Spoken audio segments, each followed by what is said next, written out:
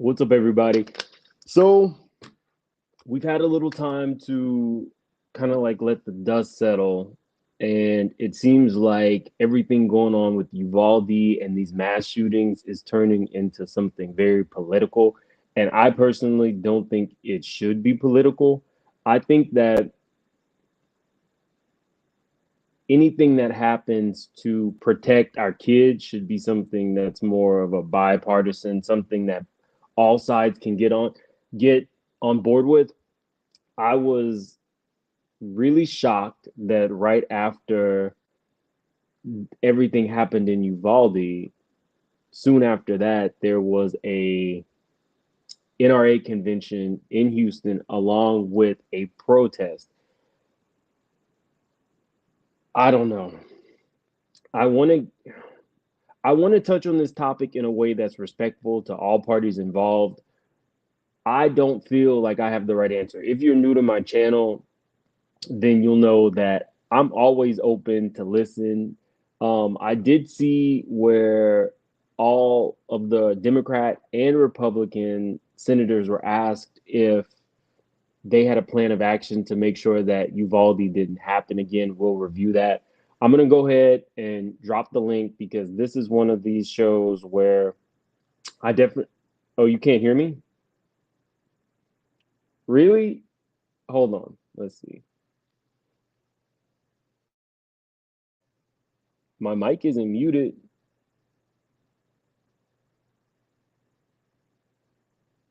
Hello? It shows that my mic is on. Don't scare me like that. But no, I'm gonna drop the link because so many people were impacted by this. I think that there needs to be more conversations where we bridge the gap. I don't feel like enough people. I think that everybody is so far on their side of it that nobody really like listens to one another. So, like I said, I'm gonna go ahead and drop the link. I'm not on either side of the spectrum. Just before we start, I feel like people should have a right to protect themselves. Do I feel like an AR military grade rifle is there for protection? No. So I do think that there should be some reform, but I'm not going to say that I believe that all guns should be taken away. As somebody who has been robbed at gunpoint twice, the need is there, but there should be some reform. And I think that there should not be so much back and forth. We're going to go through a lot, guys. We're going to talk about people on both sides who we're going to talk about two people specifically. There is a survivor, I believe he's from Parkland, who's become an advocate for gun reform. And then there is a survivor from a massacre that happened in Texas in 1991 who has become a gun rights advocate. So everything, there's no right or wrong answers, is what I'm saying. Let me go ahead and drop this link so that we can have a open discussion. Let's see.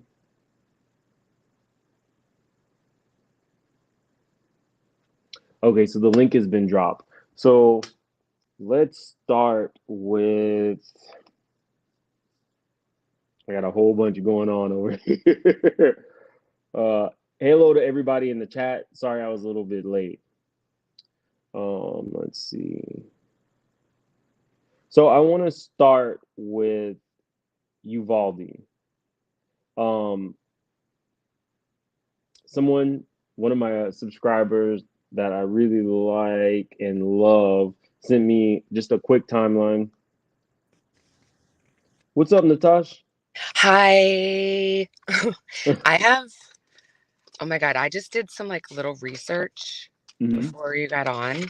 And there's some, I just want to say, like, I understand both sides as well, but I think there's something bigger to say about the mental health issue. Okay. And the warning signs that were there beyond there. And there was zero intervention happening. Like this person, he was bullied repeatedly. He So for the viewer, so for the people out there, Natasha is talking about specifically Uvalde and the shooter, right? Yeah. Okay. Mm-hmm. Mm-hmm. So he comes from a broken home. His mother had a drug issue. That's why he started living with his grandma. So there was some trauma there, and then he was repeatedly bullied throughout his schooling for his speech impediment, his lisp, and this would happen over both in school and social media. And he also would be a gamer, and so like the people, you know how you can like talk and wear those headsets, they would Mm-hmm. bully him as well. So then all of a sudden his behavior just drastically started changing. He started wearing all black military boots. He started posting videos. He posted a video when police had came to his mom's house, and he was being like super aggressive and kind of violent toward his mother. Then he also worked at Wendy's, and his behavior started being drastically more and more aggressive toward his coworkers and the cooks there. He started posting videos where he would just be in the park and try to challenge strangers to boxing fights. He has a few pics on social media where he's just randomly holding a magazine of a rifle. And then like students started noting that his behavior started being gradually more and more aggressive at school. He started posting more and more videos of holding knives, guns, and boxing. He Do started we making. really quickly? So do we know if any of this was documented by like counselors or if the school notified the parents? Do we know any of that yet? See, that's the thing. I don't. It. I didn't see anything where it was. People look at all these. I think it was the New York Post that started putting it all together because Mm-hmm. no one was looking at this. So if this is such an issue in the United States, there's clear warning signs. We should have this dialed down by now. You know what I mean? Right. I'm with you Like on they're that. like step one. It's like when serial killers, if they start messing with animals, the FBI starts watching them. That's just the truth, you know? He started making TikToks where he's saying, I'm untouchable, I can fight anyone. 3 days before, he posted on Instagram 2 AR-15s. And I'm just like, where did he get the money for these guns? These guns, like, I want to know. It's just, it's just weird. And another thing I saw, this is crazy. Mm-hmm. So CNN and NBC both individually posted 2 videos of mourning quote unquote fathers, and they're holding up the same picture claiming it's their daughter.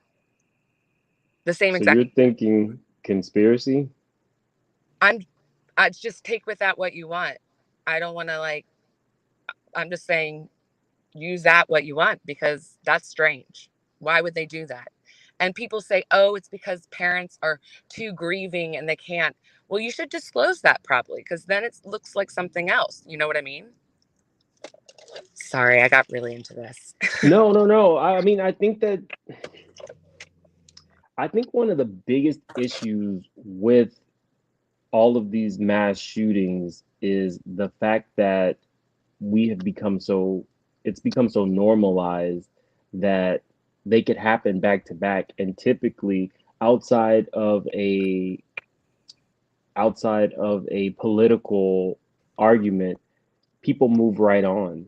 The reason that this one hit me, or the reason that I want to talk about this, and I've made 2 videos now, is because for some reason this particular one hit me. I'm guilty of being desensitized to some degree. You know, we hear about it and the news picks it up same day, and a few days later something else happens and we move on. And the only other times we hear about it is if the politicians are fighting. Exactly. It's I don't know what the fix for that is. Being desensitized to something as horrific as a mass shooting is horrific in itself. I don't know. It's crazy. Do you feel some sense that you are desensitized? Yeah, absolutely. Um, but like I said, I'm looking at this with a side eye because Mm-hmm. this has happened so often. I was telling on Gabor, Columbine happened when I was in high school. I think I was in ninth or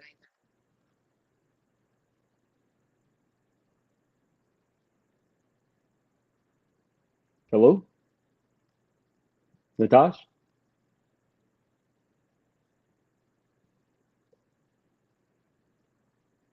Hello, Natash? Are you there? Can everybody put in the chat if you can hear Natasha or if it's just me?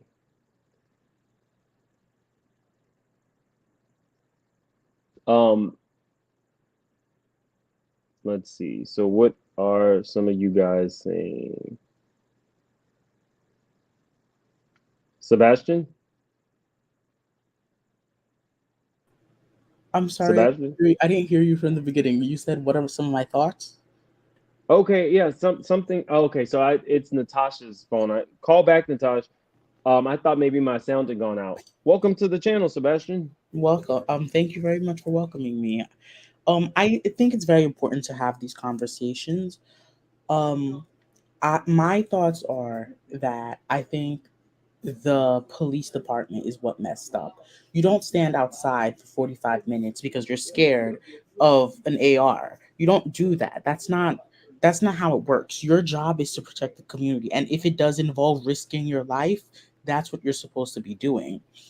I agree. If I remember this correctly, in Florida, the police officer who did not go inside got charged, correct?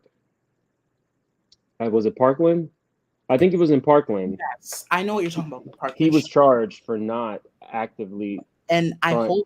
I hope the Texas Governor Greg Abbott does hold this police department accountable, because he said he is livid about this situation, that they lied on the first initial thing about it. My thing is, I don't think gun control will work. I really don't think gun control will work, or uppering the age to 21 for an AR. I don't think it'll work, because we're at a point right now where technology is so advanced. You can 3D print one, you can 3D print parts. Not just even that, you could 3D print parts of it and assemble it yourself. I don't think it'll work. I think the schools will have to do a better job at making sure their schools are safe, making sure that they're secured, and the people in the community are, if they do have to pay more taxes to make sure that their schools are safe, well, then it has to be that. I'm glad that you brought that up because we were going to touch on a few of these topics. First want to say thank you so much for the super chat, Rosie. She says a lot of people suffer from mental illness and they don't go and kill innocent babies, and thus is hitting harder because some of the officers were cowards. So thank you so much for the super chat. I absolutely agree with that sentiment. I want to show you guys some things that I found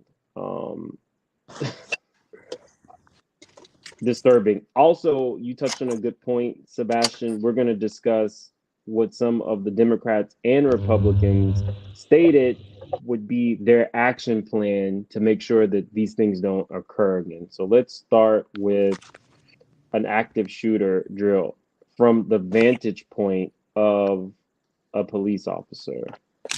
So let me get this queued up because we were there is blame to place, but I want to show you and see if this gives any insight to what a police officer's action plan, which they are trained to do. Sorry, my phone overheated. Oh, no problem. I didn't know if it was me. This is a different setup for me. So I'm I don't even actually know where I left recording from my off phone. either. That's okay. We have a lot to discuss. So let me show you what it looks like for a police officer during shooter. Here we go. No, that's not the one. This is the one. Let me know. Your partner gets hit. What do you do? So, scenario of the day begins. Reports of two shooters wearing tan pants and black shirts. It's like a nervous excitement. it's the anticipation of, it's like the fear of the unknown. Yeah. You want to do really well for your teammates and for the people that you're trying to help out. Tinsley and her team get ready to rush in. The officers navigate through pandemonium. This is what you call a contact team. 3 or 4 officers all working together, moving right to the threat as fast as they can.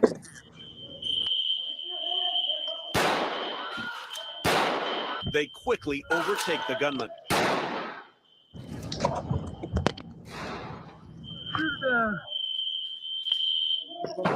But the teams find even simulated chaos comes with real problems, even real wounds. The bad guy obviously got one off, and I took a round as soon as I even came on point. Plus, all that noise drowned out police radios. There's confusion. Got it, 3 inside. Oh my And God, now that's police brutal. have more to worry about. Contact! They must also protect unarmed paramedics moving in right behind them. We'll provide safety for them while they're taking care of business inside and rendering aid. For the day's final drill, Tinsley and her fellow first responders will deal with a worst-case scenario. Shots fired at a high school. Hostages strapped to explosives. The teams race toward the sound of gunshots, downstairs and hallways, not knowing how many gunmen there are. Just as things are heating up at the high school, another call, sending deputies to a different school up the street. Getting reports of possible active shooter at middle school. 204, 203, we copy. 2 deputies head in alone. No time to wait for backup. Inside, helpless victims. 1 student chained to a bomb. But these cops know their first priority is to eliminate the threat. A shooter in a first-floor bathroom. Come on with your hands up! Mike, come on with your hands up! But just as the officer tries to take that final shot, her gun jams. Their backup arrives just in time. They said they were pinned down with the bathroom taking shots. Is he by himself? Does he have a hostage in there? Do we move? Do we hold? Is he in by himself, you know? I think so, I don't know. Suspect down. 1 suspect down. But upstairs, a surprise second shooter. Drop the weapon! Officers quickly take him down.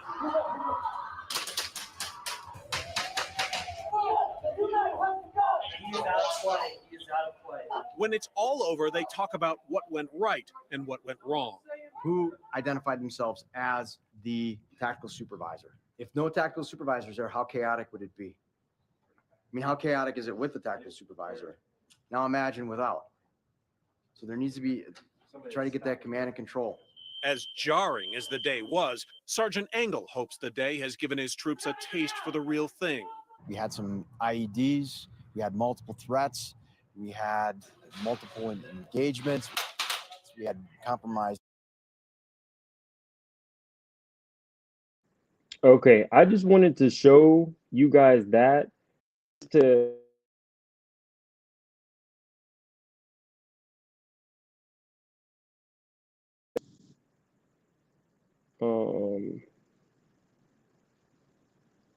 stop screen share.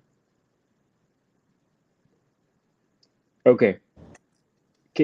So Sebastian, for some reason I can't unmute you. I've been trying. So I wanted to show you guys that to give you a good idea of what it's like in that situation, and that police should be trained in the same way to prevent and aid people in need. Yes. What did you think of that video, guys? Yeah, definitely. Definitely. And I also saw this other video that where this school, they literally had armed security guards, and they made and each classroom has a panic. Every teacher in a classroom has a panic button. So once a suspect or anywhere is near, once you click that panic button, it sets off the security system of the whole school. All doors lock, all classroom doors lock, all bathroom doors lock, and then there's a box in each room where the teacher can click a button where it sends a notice to the sheriff's office to come, and this is which classroom is nearest to the suspect. I think we have to do more on school safety. This is where the thing is, evil people, we can't stop evil. There is no legal way to get evil out of someone's heart. no way you can get evil out of someone's heart. Yeah, I think. Sorry. No, really quickly, because he touched on something that I wanted to touch on. PBS went to every Republican, Democrat, every every senator to ask them what reform they think should take place to make sure these things don't happen. And I'm not gonna lie, I like to be impartial when I talk about politics. It looks like almost every Democrat had a statement, and a lot of Republicans did not. Now, this particular Republican said something that I thought could be beneficial, and it touches on what Sebastian said. This is Marsha Blackburn of Tennessee. She says, we must take meaningful steps to protect our children that begins with enhancing physical security at schools. There's already roughly 100 billion sitting in elementary and secondary school emergency relief fund that can be used for this purpose. In addition, schools should have secured limited entry points and increased funding for school resource officers. School officials with prior military or law enforcement experience should be allowed to carry firearms. Now, that part, I don't know. To me, the last part feels like something that maybe a lobbyist had them throw in. But in terms of using money, that 100 billion that's already there, to add more resource officers and maybe some of the things that Sebastian just detailed might be beneficial. Can I say something, Mims? Sure. About that money? That's the thing where I'm very like, a lot of these schools, a lot of public schools in the whole country received a lot of money during the pandemic, and they still have a lot of that money and are not using it. Yeah. Which is the problem. I really think is the problem. And another thing about the Texas schools. Texas, their schools are huge. Their schools even though they have a small population of school, their school are too big. And they have multiple entries and exits. Do we have to have one entry? I don't know that a school with 2,000 kids could have one entry, because then you also have to think about fire safety. Yes. Well, they can have multiple exits, just doors that you can exit from, but you can't enter without security. That's a thought. What, Natasha? I interrupted you. What were you gonna say?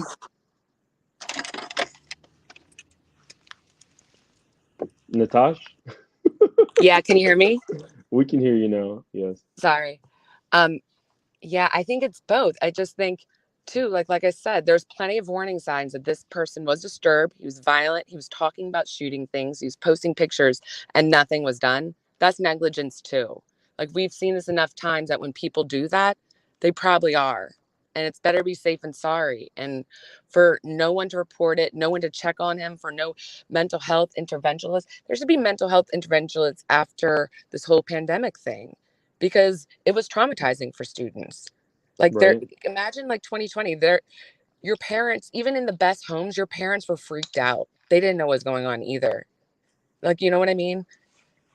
I think it's both. I think, yeah, there should be less. I remember my high school, there's all these, you can exit out of any side door, no problem. And these are schools. They shouldn't have that many access to like Joe Schmo to just off the street waltz in. You know what I mean? These are children. I don't think that it was so much of an issue prior to these mass shootings, because my high school was the same way. My maybe not so much elementary, but definitely my high school. Anybody could have walked in. I think now we've reached a point where mental health needs to be almost priority one when dealing with students. Why would this boy go into some form of withdrawal, depression, and nobody? Right. It feels like the ball was dropped. He was exhibiting terroristic behavior. Normally, if you know what Exactly. they do, they keep an eye on you when you start doing that, and they look at you, and nothing like that was done. And since this has happened so much, there's absolutely no excuse for it. It's just sheer negligence. I'm getting text. I want to sound off on the metal detectors that someone mentioned in the comments. I do think high schools, I don't think elementary schools need metal detectors, but high schools, I do think they do need metal detectors, because some teenagers do have tendencies of smuggling stuff into their school lockers. And I think high schools do need metal detectors. But the issue is, some argue that when we have metal detectors in a school, it makes the school seem like a prison. It makes the school seem like a certain facility that is not what a school is supposed to stand for. The thing is, my response to those who think like that: when you go to a concert, you go through metal detectors. When you go through on a plane, you go through metal detectors. And I even think when you go to certain malls, you go through metal detectors. When you go to certain amusement parks, you go through metal detectors. Yep. When there's large amounts of people, yeah, it makes sense. It makes 100% sense to have metal detectors. When you go to an NRA convention, even in the NRA convention, you go to in metal the detector. NRA convention, where there's so much of things that could happen there because they have a lot of their stuff there. Can you imagine if things got rowdy there? What would happen? Good God. Oh, well, I mean, nothing, because the weapons are already banned. Exactly. Yeah, that's what I'm saying. If it weren't, good God. I want to challenge you, because I did a video, and so Deb, who's a teacher, talked about the fact that there is a second or now third grade student who I saw that. I was like in tears. Actively, every time he does a report, so Deb says that he mentions guns and he knows where his parents' guns are. So I know when I was in elementary school, a really affluent family, it's like a family of dentists, their child in elementary school brought a white powdery substance to school. And this kid was like, I think maybe third or fourth grade, and he had seen the movie Traffic, so he knew what it was. Wow. So it feels like maybe metal detectors should be everywhere. Especially with social media, kids are exposed way more. Mm-hmm. So Veggie there's a made risk. a really good point. She says this is also dangerous and stigmatizing people with mental health issues. I want to say something about the mental health thing and guns. Every state has their own set of red flag laws. And I believe in the state of Texas, if you do have mental health issues, you're not allowed to be able to get a firearm, any armed substance. So in New York, so in other places. I don't know that that's true. When I was reading up on this, it feels like they are pushing to that mental health, that the mental health. I forget the terminology. Basically, gun advocates don't feel that people with mental health should be blocked from getting firearms. No, are you talking about something like where the FBI flags you? No, like Because when that might be different. it comes up on your background check. If you were ever, I believe in Texas, if you ever were committed or have are on medication for certain mental health issues, you're not allowed to be able to physically get a gun from a licensed dealer. You can't get one. New York, we have them too. That's why the Buffalo shooting that happened, I was very concerned. I was like, how was he able to get a gun? You know, he was evaluated by a psychiatric person years ago due to the fact he threatened to do something at his graduation. I'm like, are the red flag laws not working either? Is there like a way where people are bypassing these red flag laws? I mean, there's always a way to get your hand on a gun unlicensed. I mean, that was one of the things that I wanted to talk about, and I'm glad that I have a couple people on here. My channel is really about conversations. As somebody who has been robbed at gunpoint before twice, I do think that people need to have the ability to protect themselves in that situation, which is why I don't think that guns should be banned altogether. My mom has been robbed at gunpoint. My sister has been robbed at gunpoint. Wow. I'll do a I'm separate. sorry about that. I'm really sorry about that. I moved on. And I'll do a separate story time. I've been robbed at gunpoint twice, and then someone tried to rob me in a high-speed chase. I'll do a story time about that. But side note, which is why I look at some of the behaviors that I see in Dorit after her robbery. I side eye, but that's a whole nother I mean, you and me topic. both, so there's that. It's not that I don't believe her. It's just that it's It's not what she consistent did with. after. You know, like after Yeah. Kim Kardashian was robbed at gunpoint, things changed very quickly in terms of how she, showed.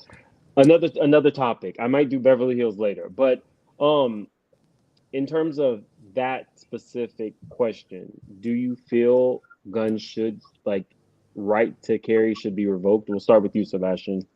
No, I don't think right to carry should be revoked. I really don't, because the right to drink alcohol is 21. When you go to college campuses, you see 17, 18, 19-year-olds already wasted at higher rates than 21-year-olds. So even if we did revoke it, they would have still gotten their hands on it somehow. Okay, Natasha? Yeah, I don't think it should be either. I think, like I said, people should, it should be treated as like terroristic activity at this point, as far as like diligence of watching out and keeping an eye on that. And I just think, yeah, it should be watched more closer. There should be way more paid attention to mental health in schools. If someone's exhibiting terroristic, aggressive, violent behavior, that should be looked into, and it just isn't at all. And So do you think that obviously, if we if put you more have money, a diagnosis that shows that it's very severe, then yeah, you shouldn't be allowed to. But like depression, anxiety, like we've all had that, like 90% of us, I mean, just from the pandemic alone, you know what I mean? So it's like the slippery slope, but I mean, I don't know, it's difficult. do you think that we should put more money into programs that could monitor it? Do you think that would help? Yes. Okay, Yes, with I can agree with students, that. schools. Shane, thank you Yeah. so much for the super chat. She says, I respectfully must tell you that gun reform is the only answer. Look at Canada, look at Japan. I would want to know what the statistics are on gun violence in Canada. I feel like Canadians fight with their words. Yes, and I also would like to know, like, how are their big cities? Because like certain big cities have mayors that are tough on crime, which is why they can tackle illegal gun sales and stuff like that. Like that's what I would love to know about Canada. I want to show you this because you talked about age, and I saw this, and again, I am not an advocate for either side. This is just the conversation. I saw this, and it bothered me a little bit. I want to hear what your thoughts are about this. You might have seen this video before. Maverick? That is awesome. How old are you, Maverick? He is 4 years old. Show me what you do with your gun. Do it again. Take the magazine out. Take the magazine out. Oh, can you put it back in? Can you put it back in? High five. High five. Yeah, get it done. Get it done. Whoa. Whoa. That is adorable. Thoughts? Wow. Can I go first? Sure. Okay. When I was a child in high school, there was this kid that came from Texas. Actually, he came from Houston and he moved to New York. This is a suburb area in New York. We went to high school together and everything. And then all the kids used to make fun of him and stuff, and because of his accent, he had a very strong accent. And I asked him about guns in Texas, and he was saying how, like, oh, he learned how to do certain things with guns at a very young age, around the age of 7, 8, and 9, and 10. And then he said how most younger people with guns at that younger age are less likely to be victims of a crime with gun violence and less likely to do a crime with guns. But the thing is, I don't agree with this. I do not agree with showing a little kid how to do certain things like that. Natasha? Right. I feel it's kind of like how, like when, I don't know, this is going to be a weird example, but like when you like drink in high school, you're less likely when you go to college to go nuts and have alcohol poisoning. You know what I mean? The fantasy of it is gone. It's more respected. You're taught more. It's just, it's not like you go from 0 to 100. It's kind of like being more of aware. Usually families that have guns and go hunting and stuff, you know, they're taught to respect it more. I don't know. But it's not black and white. It's like there's multiple things. It's very layered. Yeah, And it has people multiple just perspectives. right. It's not just this or that. There's also gray. And I just think more, like I said, I think more safety in schools and more mental health. And there's no excuse at this point. I personally, I do not feel that a toddler, a child, I think he was 4. I don't think that you should have access to a gun or know how to use a gun. No, that's way too If young. you can't, That's way too young. if you don't have like a learner's permit on driving, I don't think that you should have access to a gun. Now, my father, my grandpa, they were hunters as well.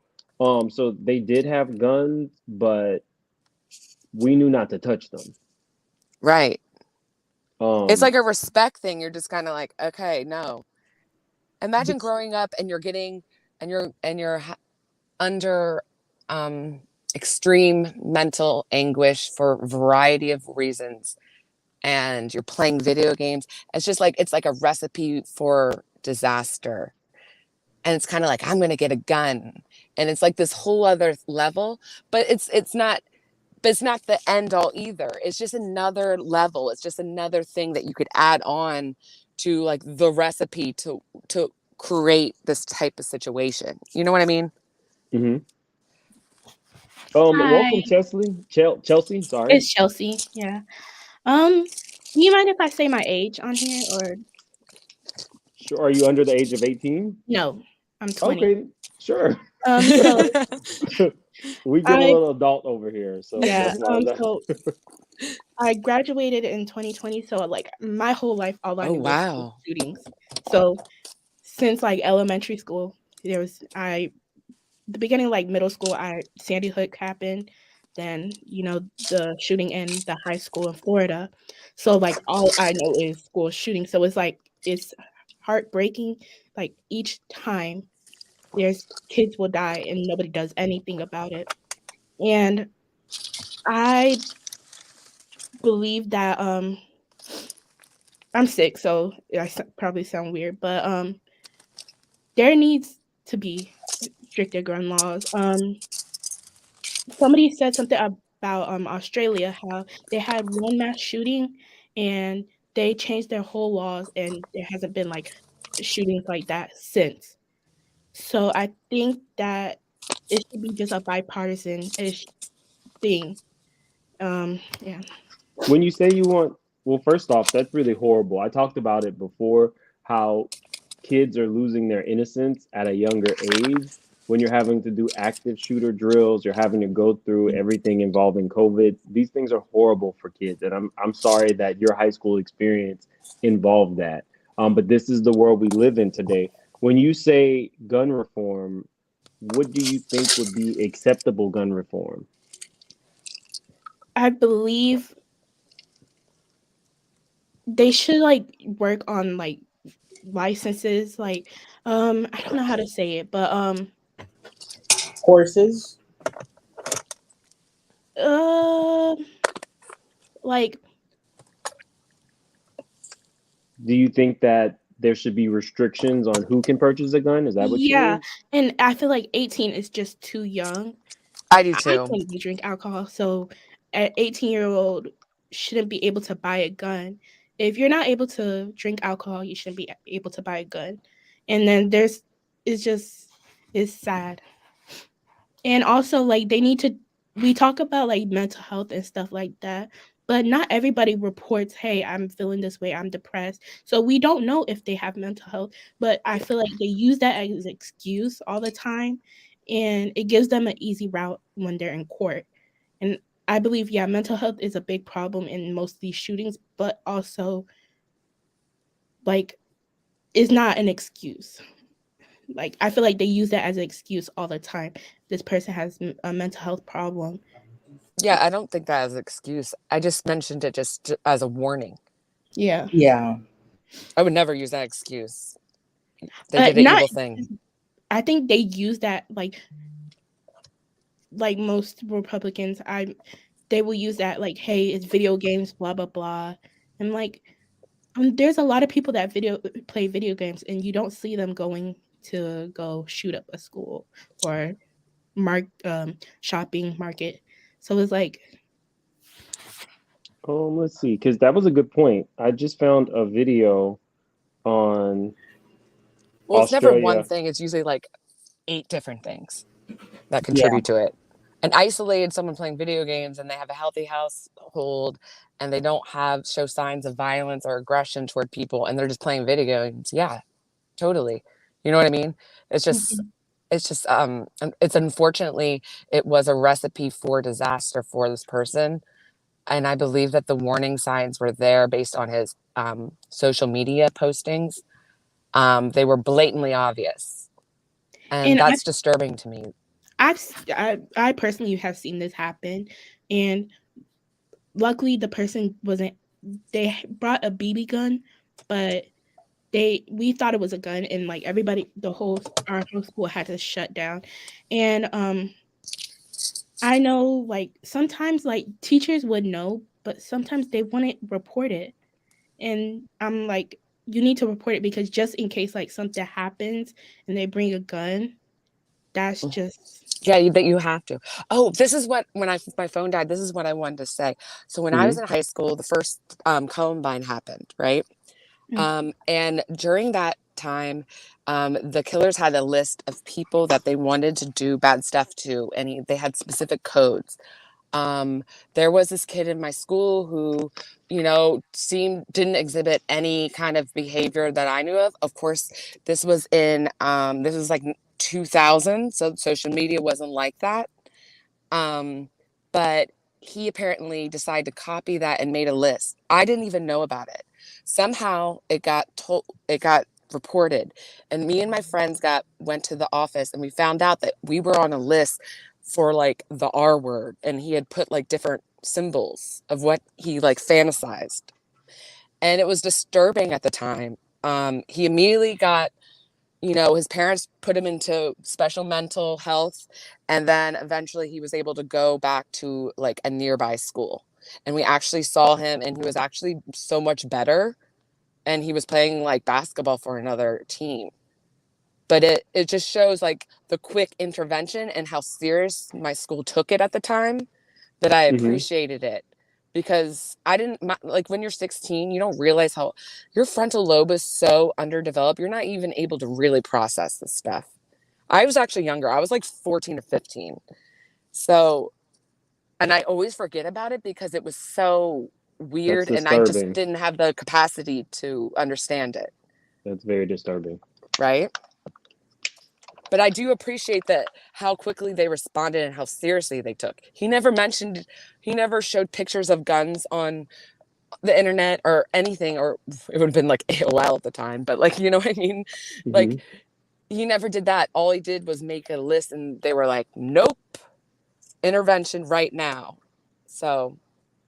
And do you know what happened after that? Yeah. Was he allowed to stay at school? No, he was expelled from our school. His parents took him to like a mental health facility, and then I think he had to be homeschooled for a year, and then he was able to return to a different nearby school like 2 years later. Wow. Somebody put in the comments, did y'all hear the foreign reporter asking Cruz why America is at the top of the list for our babies dying by gun violence? A child gets shot every hour in America. So I'm fact checking in real time.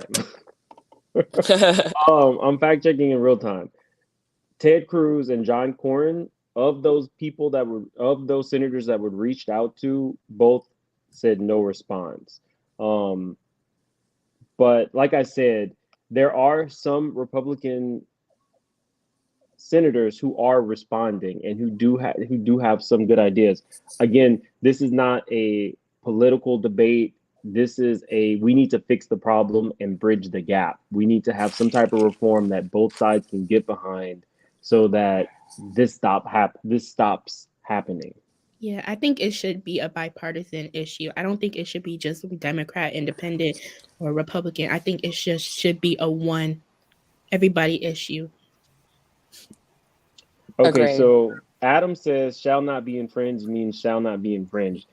So what we've been talking about, Adam, is so far everybody in the panel, nobody believes that guns the right to have it should be revoked. So I know you're just coming in, but this is an open forum. If you have some ideas or you want to talk, you are more than welcome to come on. We're having like respectful conversations, and we have Kadi, who is a gun right advocate. I mean, she is what would you consider yourself, Kadi? I don't want to speak for you. I wouldn't say that I've taken a stance as an advocate. Of course, I have many weapons, but also I was trained to use all my weapons while in the military. Mm-hmm. So I do believe that 18 is far too young to, that's funny, especially since you can join the military at 18. But without the formal I know it's funny. And be drafted. Without the formal training. Right, but you're like, you have training. I've had training, yes. I've had training on multiple weapons. And anyone who has not had any training in a weapon, I don't feel should be able to acquire one until you've had the training. Mm-hmm. I know there's training for concealed, but there's not really any training in order to own a weapon. It should be like driving a car at driver's ed. Yeah. Yeah. I live in South Carolina, so I live in a state that's an open carry state. So it's like sometimes I get scared. I'm like, if somebody cuts me off on the road, I'd be like, let me just ignore it because I don't know. Anybody could be carrying a gun and it scares me. Thank you for the super chat, Reality Diamond. He says, isn't the problem gun companies lobbying senators on the left and right side of politics? That's the whole point. We do know that there's a very wealthy gun lobby, mm-hmm. and they are in America able to, grease the senators' palms to make sure that gun laws stay the same. I didn't want to go too deep into politics, but yeah, the gun lobby is a large proponent for sales of all guns of all types. And I'm not a proponent for an average citizen carrying an AR rifle that is supposed to be for the military. Kadi, you've handled them. What do you think? Yeah, like I said, I feel like there needs to be training set up, and not a one-day training course, not a weekend training course, but a real training course that teaches you the fundamentals of a weapon, how to break it down, how to put it back together, how to clear a jam, how to do all this, some respect for the actual weapon. I don't think people have respect for the weapon. Nope. Mm-mm. So you do think that people, your average citizen, should be able to purchase an AR, assault rifle? No judgment. I'm just asking because you're up here. Yes, I don't see a reason why they should not be able to. However, like I said, they totally need to be trained on it before being able to have it. Can I challenge that and ask you, what would a average citizen need with that type of assault rifle? Well, it goes back, the well-formed militia, right? That's where it goes back to, in case the government ever rises up against the people. No, fill us in. I don't know about this. I do, yeah. Yeah, it's the average citizen has the right to bear arms to protect themselves from the government. In case the government rises up against the people, we can form a well-armed militia and all of that. So yes, I do believe that we should be able to have weapons, but I am a strong advocate of making sure that each and every person who has one was thoroughly trained in it.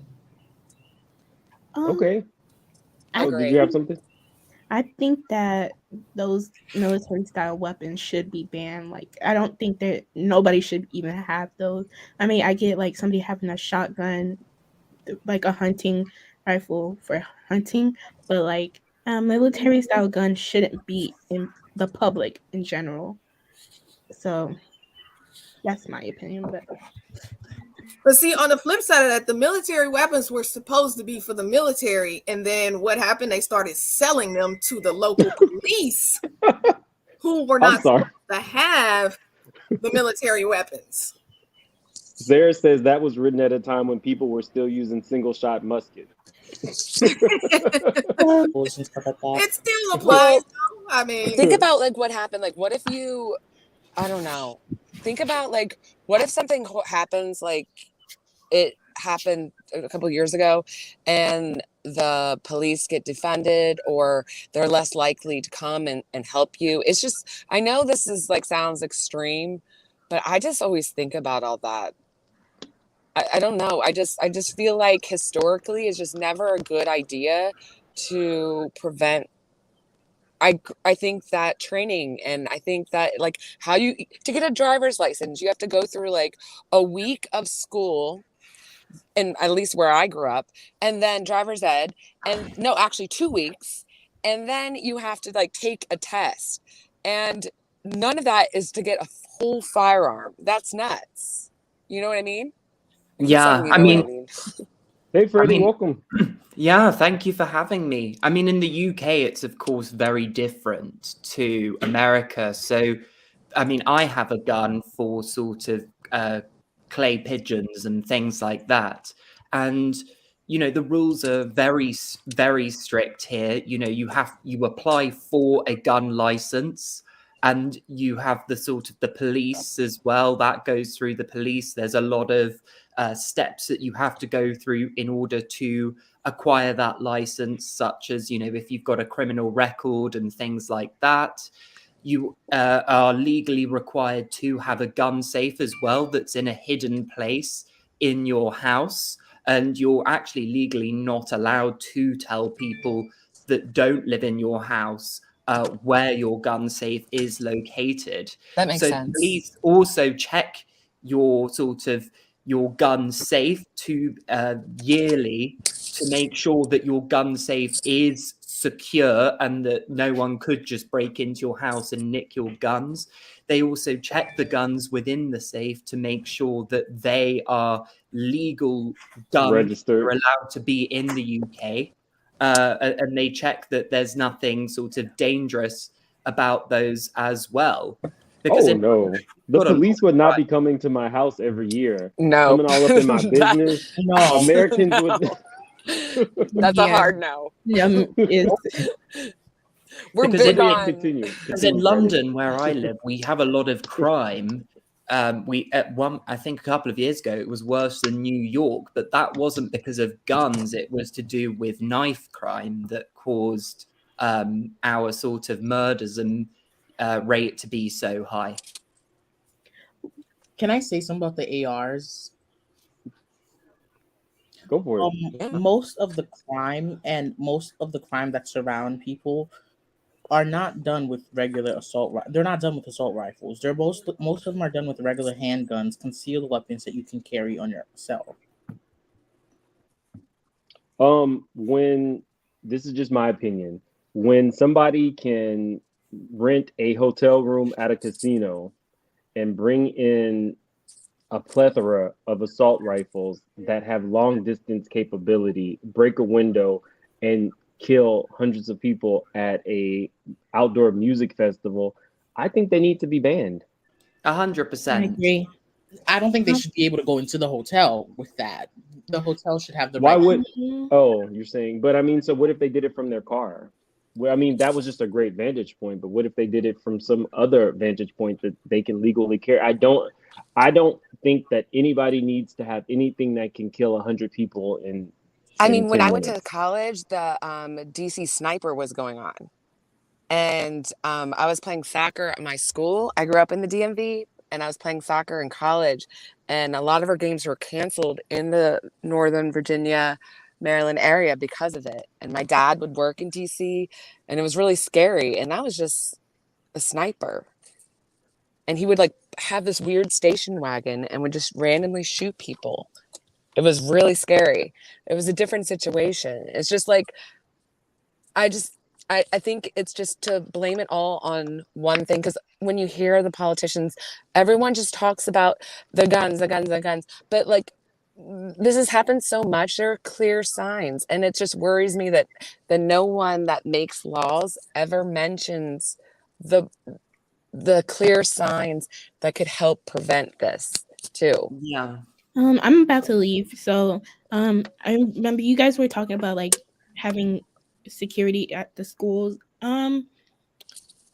I think like in high school it would be weird because like you're already like told to do so many things, and I don't think any high schooler would want to have to go through so much security just to go to school. I think it's like kind of ridiculous that you have to train little kids to protect themselves, but you just get rid of guns. That's all I have to say. But I agree with you there because I think you've got a point. It is sort of taking children's innocence away, teaching them about things like gun safety and stuff at such a young age. I think the world is taking their innocence. Really quick, because she had to leave. For those of you guys who just joined us, Chelsea is only 20. She just graduated 2 years ago. I think she's new to my channel. Thank you for coming on. And I feel your point is a very valid one, especially coming from somebody your age who has experienced. Were you in school during COVID at all? We were, but then like I was a senior in 20, so we had like half of our school year. So Chelsea has a different type of experience because she went through all of these things with mass shootings and COVID on her senior year.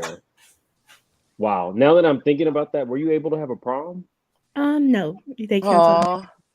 I'm sorry about that, Chelsea.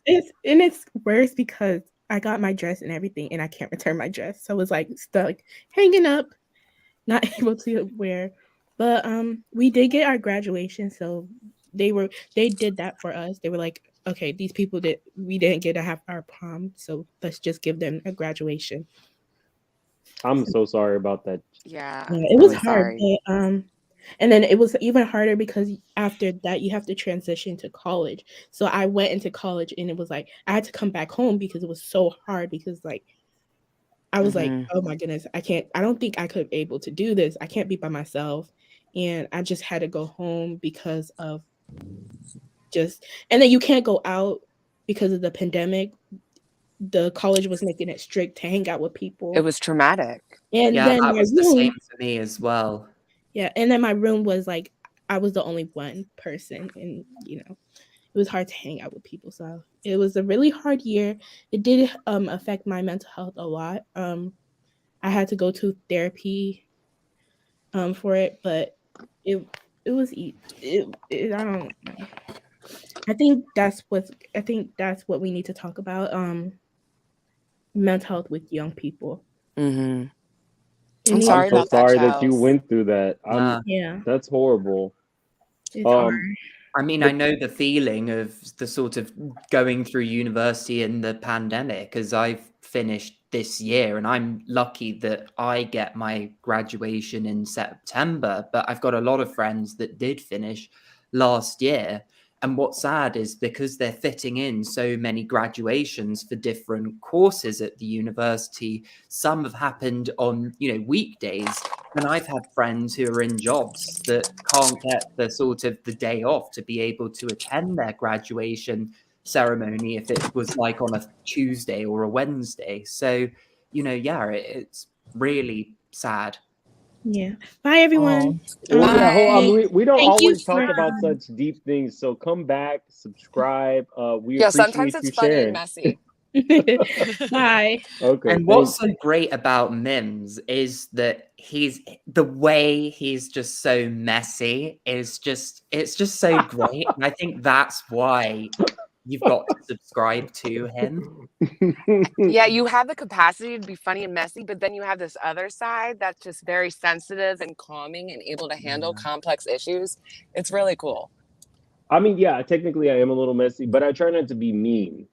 I No. try not to Even be when you're being hurtful. messy, you're being fair.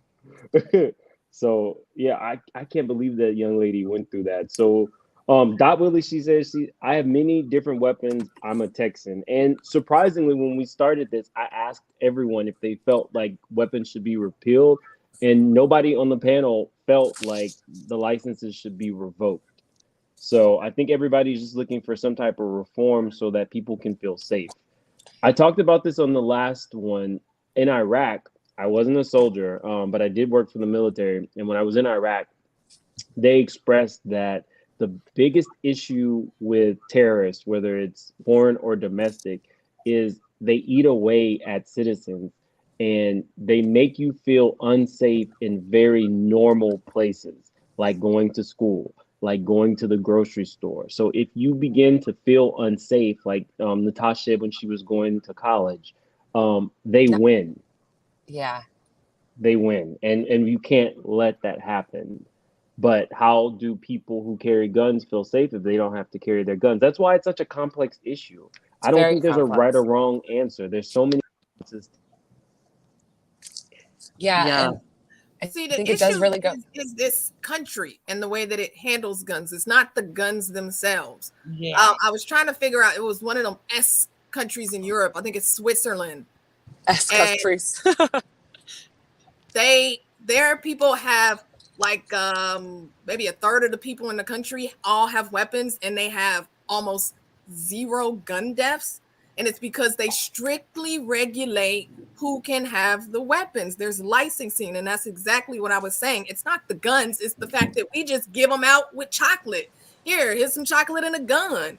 That's the problem that we have. It's not the guns themselves.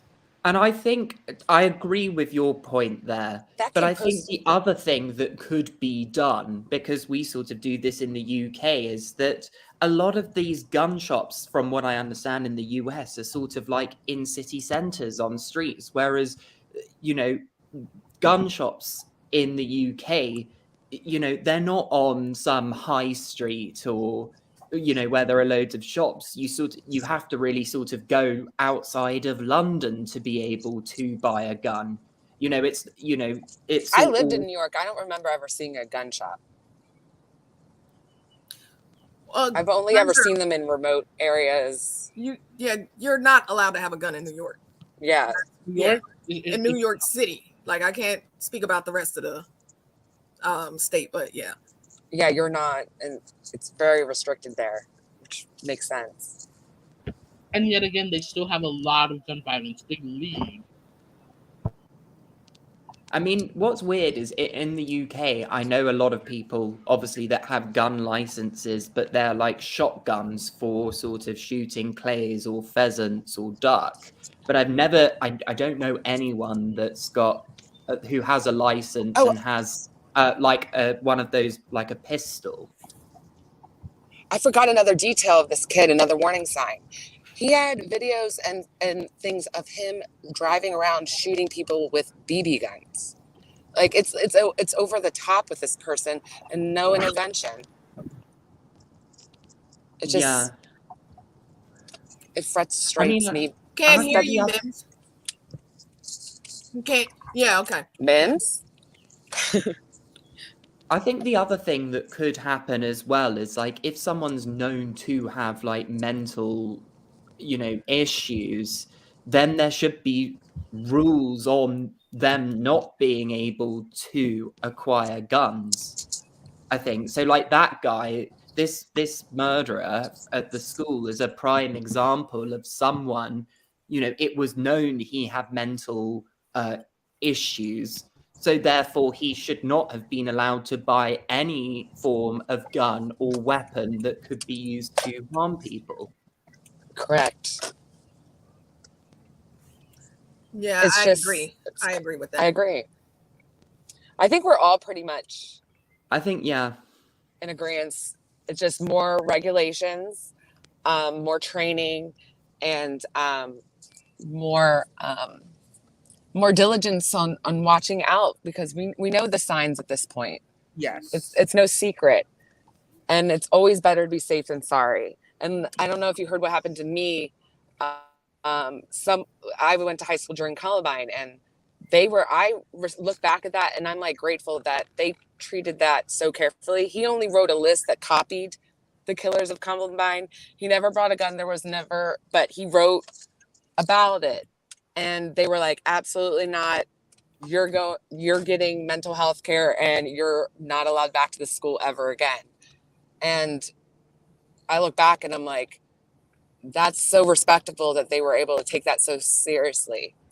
Had they not, who knows? And that was one of the first times we really had school shootings. Columbine, you forget, that was like basically in modern times the first one. I'll never forget it. It was April 20th, 1999. I'm old. I mean, I just feel sorry for people that have had to deal with this and had this worry, this sort of cloud over their head that they've had to worry about, because like in the UK, both in the private and state sector of schools, there's never been sort of gun shootings. I mean, I know someone that went to a state school and there was like a knifing, but never guns. But again, they've sort of that like schools who've had those problems have had to be really strict and they found ways to stop it without having to do security. I have a question though, because that young lady was talking about how she didn't want any metal detectors because she thought that would be, but in my head, I would almost feel safer if I was going to school at this point. Yep. I would almost make me feel a little more relaxed than not. I don't know. That's just me. I can see it's so conflicting in my opinion, because at the one time you don't want to sort of make children have to grow up too quickly, but at the same time you want everyone to be safe and preventing issues like guns in schools to happen again. I'm sorry, guys. My mom was calling me like back to back to back, so I was thinking something bad happened. I hate that. And she's like, she was looking for a recipe. house key. I'm just kidding. Her house key. Yeah, she was looking for a spare house key to the garage. Okay. You're like, Mom, are you serious? She likes to call me when people die. So right. So you got scared. Sorry about that, guys. So there were some. We talked about this being so nuanced. I've dropped the link. Anybody's welcome to come up. There was a shooting at a restaurant in Texas called Luby's back in 1991. And one of the victims who was there, let me read to you how she felt in the situation. Because I think a lot of times it's very easy to say that, something bad happens and we just need to, shut everything off. It says, as the gunman approached her family cowering in the corner of the restaurant, Susanna Hupp wanted nothing more than a gun in her hand. But Texas law in 1991 didn't allow that, leaving her defenseless. Her parents died holding each other on the floor of that Luby's restaurant in Killeen. 21 other diners and the gunman also died. The Luby shooting, as it became known, shocked the nation and galvanized Hupp, who escaped through a window. She spent the next 30 years, including 10 in state legislature, fighting to give others the options she did not have. Unlike other mass shooting survivors who advocate for gun restriction, the parents of Sandy Hook students or the teenagers who watched their classmates die in Marjorie Stoneman Douglas High School, Hupp's goal has been eliminating gun regulations. For all the conversation about common sense and compromise, these are two fundamental choices. The answer to preventing future tragedy is either fewer guns or more. Thoughts? I think that's too black and white. Like it's either or. I don't think that is the solution. Because this isn't a black and white If issue. you ban all the weapons, let's face it, people gonna get them anyway because they've been getting them anyway. And if you just give them out willy-nilly, then you have basically what's going on with people acquiring them and going out and causing, commotion with them. I still think the best option is to have people thoroughly trained on these weapons and to have respect for the weapon. Agree. Once you have that one-on-one, when the instructors get one-on-one with each individual, they can tell whether you have a respect for that weapon. They can see that. They can even, if you want to go so far, like you were saying, they could be trained in mental psychologicals, issues and things like that. Yeah, to be able to foresee that. Addressed before you just start giving out weapons. Mm-hmm. Hey, Corey. We talked a little bit about Australia and Canada and some of the people who had reform. I want to play this video for you guys. It's Australia. Give me 1 second. I'm gonna let you bring more people in, but thanks for having me, Mins. Thanks for coming up, Freddie. I think this is your first time at this channel, so you're always welcome. Okay, let's see.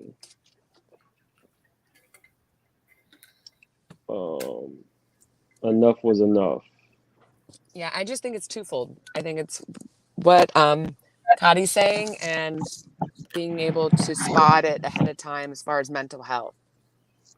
I think that's the solution. And here we go. Rebecca Peters is joining us from Guatemala. Rebecca, thank you so much for being with us again. I feel like we keep having you back after all of these massacres, but it is so important because there was a complete paradigm shift in Australia, a country where so many didn't think it was possible.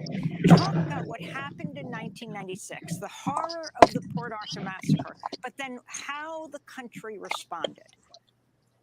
Well, thanks, Amy. Yes, I mean, thinking back, we had a situation, it was similar but not as bad, of course, as in the United States, just that we had mass shootings about once a year. We had some kind of a mass shooting, and semi-automatic rifles were available in some states. The laws vary state by state in Australia, as in America. And we also had a similar sort of standoff where both of the major political parties were intimidated by the gun lobby, which said, whichever one of you moves to strengthen the gun laws, we will come up in the election. And so it was a similar kind of scenario in that way, although we never had the very high rates of gun violence, not as high, because we did have our basic level of gun control was higher. What happened in 1996 was this massacre was so enormous, and it took place in a tourist location where a lot of people have been for holidays or for honeymoons, and people, because it was a tourist location, the victims came from every state and territory in the nation. And so every parliament had a constituent or two or more who were affected directly by this massacre. And we had just had a new Conservative Prime Minister elected. And so I guess he saw that he had a few years ahead of him before he had to face another election. And also, I mean, it was just enough. Enough was enough. We'd had too much of this. And what he was able to do was he called the states and territories together and said, I'm going to fix it. And what the amazing breakthrough was that both political parties agreed to support the changes. And that left the gun lobby with nowhere to go. And so very quickly, also the research, the policy recommendations, it had already been done by us in civil society, by research institutions. I mean, it was pretty clear what the changes were that were needed. And in 10 days, we got an agreement that all the states and territories would change their laws to a much higher standard, and they did. And so that meant outlawing semi-automatic rifles and shotguns, a much higher standard of background checks and licensing that was required, including the proof of a legitimate reason to have this gun you want to buy. Registration of firearms, so that if someone it displays some kind of behavior that suggests they shouldn't have a firearm, but that firearm can be taken away, and also so that you can track the accumulation of arsenals and a range of other things as well. But basically, the laws became pretty much uniform across the country, and as part of, as you mentioned earlier, as part of that, the ban on semi-automatics versus the circulation, and because the law changed at the same time, those, like sometimes they're buybacks, but the law doesn't change, so it's kind of like just the tap is still on. If you change the law at the same time, then those guns cannot be immediately replaced with weapons. And so, and really, the result has been a spectacular success. We didn't have a mass shooting incident for almost 25 years, and we just generally have much lower rates of gun violence and also a lower rate of fear. You know, we don't think at all about the possibility of being murdered in our daily lives in Australia. Thoughts? She broke it down really well. She did. But one thing that she said, though, that I don't know if it would work in America, is she said we were able to take guns away from people that we did not think should have them. So that's very broad. I think that it would have to be a very specific type of incident, like somebody with mental illness but I mean, then how do you determine who has the capacity to do that? I think that's the one caveat. I agreed with everything she said, and I thought it was important to show you that video because they said that after they did the sweeping reform, they didn't have another incident of a mass shooting for 25 years. Mm-hmm. That's crazy.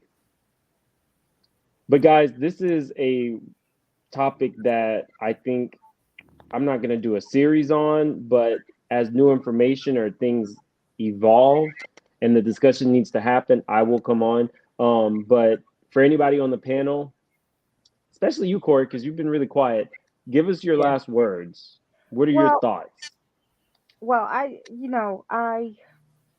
joined late, sorry. And no problem. It's a holiday weekend. I know, right? And I heard Natasha, I think it was said that Columbine was the big thing for her. But I grew up in an era where there were many of shootings in schools. They were not televised, neither local nor national. Really? Really.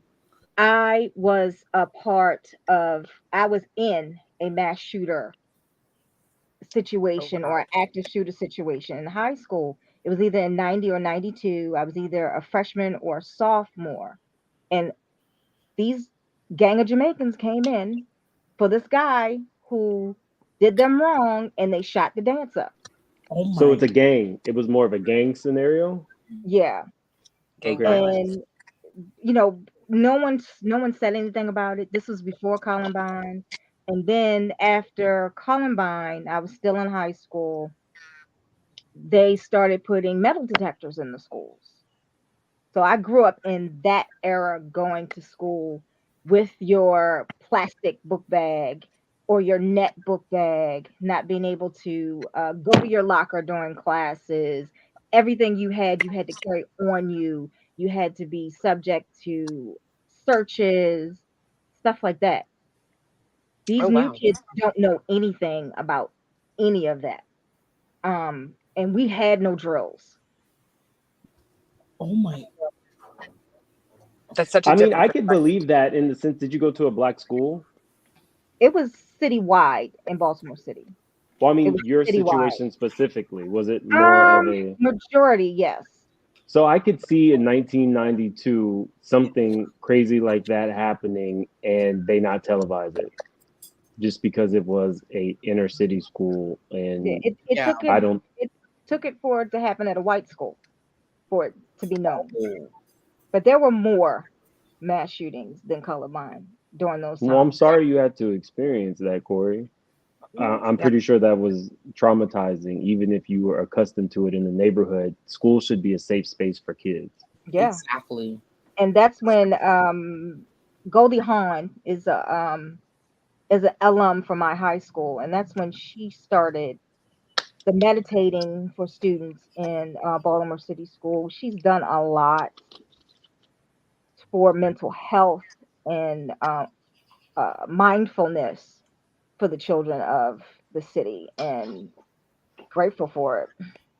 I think they said that Matthew McConaughey is from Uvalde, and he just went down yesterday to kind of lift the spirits. Hopefully, he takes the same approach in helping his hometown heal that Goldie Yeah. Hawn did for your school. Yeah. Sebastian, you want to go next? I'm just going in order of who I see, just to close us out. I think we do need to focus more on school safety and training courses for these type of situations. That's fair. Natash? Like I said, yeah, I agree with the training. And then also I think, recognizing patterns of behavior that lead to this. Like I said, in my situation, all it took was him imitating the patterns of the school shooters in Columbine for action to take and for us to feel safer about it. And there was way too much evidence of his patterns of behavior, violence, etc., the BB gun shootings, just pictures on the internet. And for them to ignore it seems like they really dropped the ball. I'm pretty sure there's going to be some I can't imagine that there won't be some laws passed and additional regulation They're about. fighting in Congress now over it. Kadi, do you have any final words? Not really, just what I was saying, that I don't believe that guns are the actual problem. I believe that the lack of oversight in this country, and that's mostly because, like you said, some of the gun lobbyings, like the NRA and whatever, have money and power over a lot of the politicians. So they don't actually want to change anything. They don't care to change anything. And I feel like that is the major issue. As long as we treat these weapons as if they are toys, then you're never going to have people who have any respect for it. And it'll continue to happen this way. So. I agree. Well, all right, guys. We're gonna go ahead and get out of here. Thank you, everybody who came up to the panel. Thank you, everybody in the chat. These are important conversations to have, and I think it's important not for me just to come on and share my point of view. I want everybody to be able to have a open space to speak comfortably and have other people respect what they're saying, whether they agree or not. So we're going to be doing a lot of other different non-messy things on this channel. So hopefully you guys stick around. I think that I might be doing something about Beverly Hills maybe later today. I'm not going to actually do a review, just like things that I thought were crazy about the episode. So I don't know if that'll be today or tomorrow, but we're definitely going to do that. I think Gray Hair Diva might be doing it with me. I'm supposed to be reaching out to her. So thank you guys. See you later. I have a lot of very interesting things coming up, including Happy Pretty Memorial Privilege. Day, everyone. Happy You Memorial too. Day. Drink Bye. responsibly. Bye. Oh, Bye, don't. guys. Bye.